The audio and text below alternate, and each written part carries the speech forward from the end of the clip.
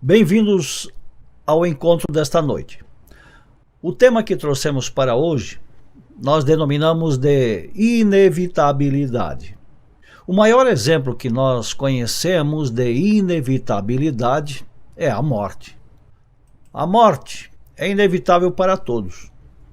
Cada um pode fazer o que quiser. Pode mover céus, terras, montanhas, rios.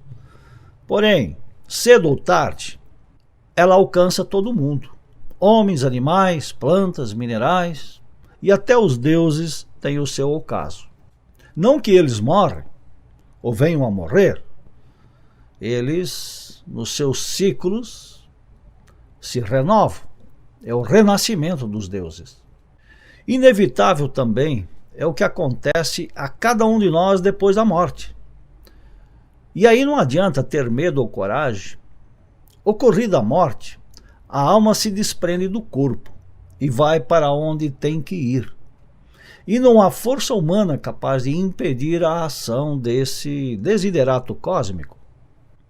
Os livros sagrados, normalmente, dizem que a alma que desencarna percorre os lugares onde viveu antes. Dizem ainda que ela vê tudo o que fez de forma retrospectiva. Alguns dizem que o desencarnado se alegra pelas boas condutas e se amargura pelas más ações cometidas em vida, exceto quando se trata de almas endurecidas, maldosas, irredentas ou diabólicas, que já despertaram no mal e para o mal. Essas não sentem mais nada.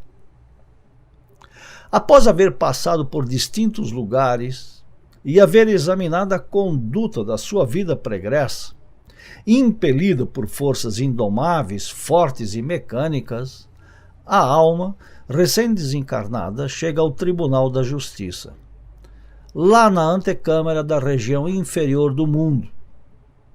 E ali, querendo ou não querendo, inevitavelmente é julgada. Ela própria assiste o seu julgamento. Não tem como nem para onde fugir ou escapar.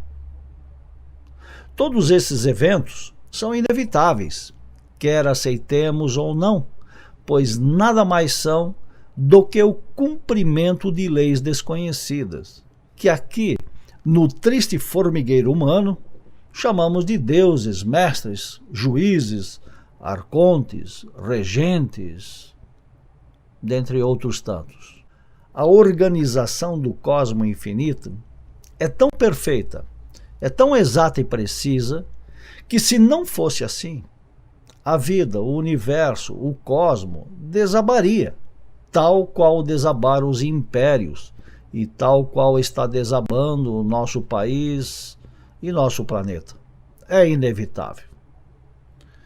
Não importa quem criou ou por que as leis cósmicas foram criadas. O fato é que elas existem.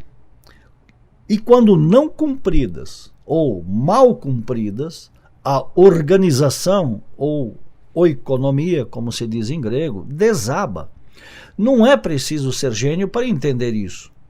Aqui em nosso mundo podemos elidir as leis, podemos comprar juízes, podemos protelar processos até se prescreverem. E podemos fazer leis que protegem ou legalizam determinadas condutas e procedimentos ilícitos, que sempre favorecem os mesmos, encastelados em seus nichos ou ninhos, tal qual os diabos e suas máfias fazem nos domínios dos seu Hades. É de lá que vem a inspiração e a tecnologia, digamos assim, para fazer o mesmo aqui na superfície. Porém, é inevitável que as leis maiores anulem, se sobreponham ou se façam valer sobre as leis menores, cedo ou tarde. As leis maiores são isso que chamamos de justiça divina. As leis menores é tudo isso que temos em nosso mundo, que se expressa como burocracia judiciária ou justiça cega, ou ainda injustiça institucionalizada. Assim como a morte segunda é inevitável para todos, A destruição da nossa economia perversa e cruel também já se tornou inevitável. Somos impotentes diante da morte, como somos impotentes diante dos infortúnios e desgraças que nos acometem, seja de forma individual ou coletiva.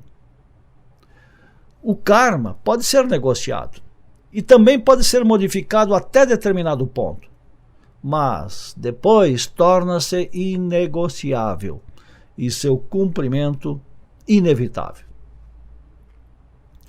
Somos livres para semear, mas a colheita do que semeamos também é inevitável, pois o karma faz parte da inevitabilidade do universo. E novamente, querendo ou não querendo, com medo ou sem medo, decidir e fazer escolhas é inevitável, e não escolher também é escolher, inevitavelmente. Crenças e ilusões religiosas, doutrinárias ou culturais de nada servem. Por isso, despertar a consciência aqui e agora também é inevitável para aqueles que querem ter algum domínio sobre o fio de sua existência e sobre os processos kármicos e daqueles do pós-morte. No entanto, a ignorância, que é o maior de todos os pecados humanos, inevitavelmente faz de nós fantoches e joguetes das forças indomáveis e mecânicas da natureza e de todos os seus regentes, governantes, reis, senhores, encarregados, supervisores, etc., os quais têm a tarefa ou a missão de conduzir tudo e todos. Enfim, é missão deles, é a tarefa deles, é o trabalho deles fazer funcionar o universo. Assim como os funcionários de uma grande empresa que a fazem operar e gerar resultados aqui em nosso mundo. Bem disse nosso mestre Samael Aun Weor ao responder algumas perguntas sobre temas como esse. E o que disse o mestre na ocasião? Em suas próprias palavras, disse ele: nem sempre a consciência dos seres humanos esteve tão adormecida quanto agora. No começo, havia algo de sono, mas depois da submersão do continente Atlante, as pessoas tornaram-se profundamente hipnotizadas pelo sinistro poder do abominável órgão kundartiguador. É claro que o ego, o eu, é o resultado desse órgão. E como esse órgão hoje está adormecido, ele, portanto, é subjetivo e está em dormência. E a consciência, por consequência, permanece atuando dentro dele também de forma subjetiva. E prossegue o mestre, dizendo: se eu digo que a humanidade está hipnotizada, não estou dizendo algo errado. Entretanto, as pessoas não se dão conta de estarem em estado de hipnose. As pessoas acreditam estarem despertas, e aí está o grande erro.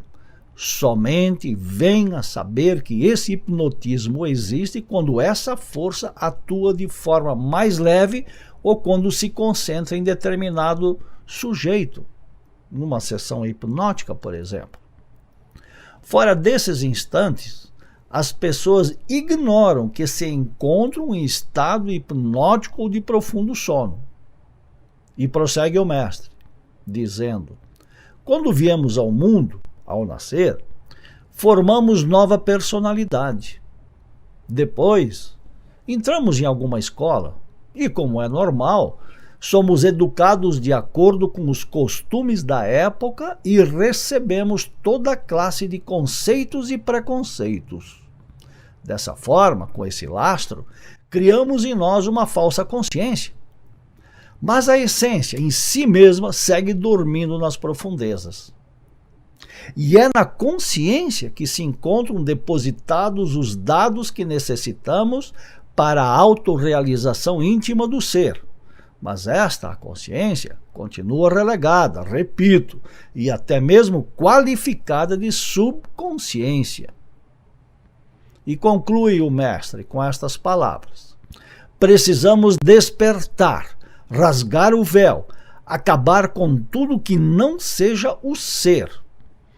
Precisamos eliminar os preconceitos raciais, familiares e de nação, acabar com toda essa falsa educação e com toda essa falsa consciência.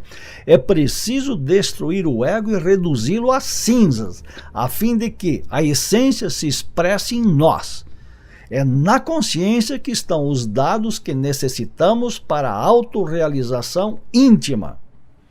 E isso é vital, urgente, impostergável e inadiável. Até aqui nossas palavras para o dia de hoje.